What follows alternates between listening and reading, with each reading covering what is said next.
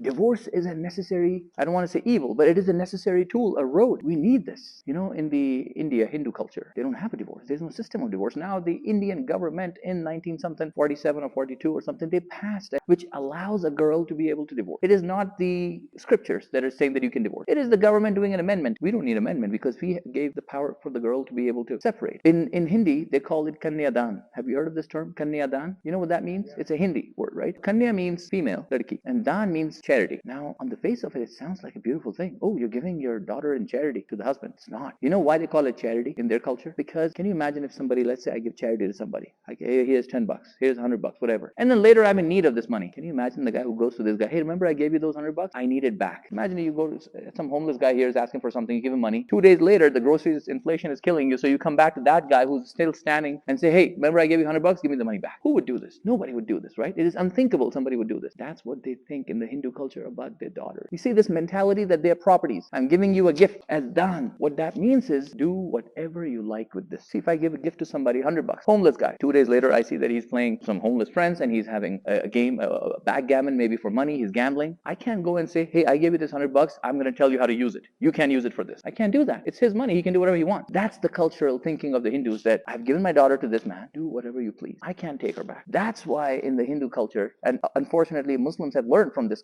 culture in that subcontinent, and they've imported the filth of this, that do whatever you want with the wife, but you cannot come back to our house now because you're dan, you've been given. That's kanyadan. Nikah is not kanyadan. The girl has every right to question you, to oppose you, and you will see today. And she can even ask to separate from you if you can't do what you're supposed to do for her.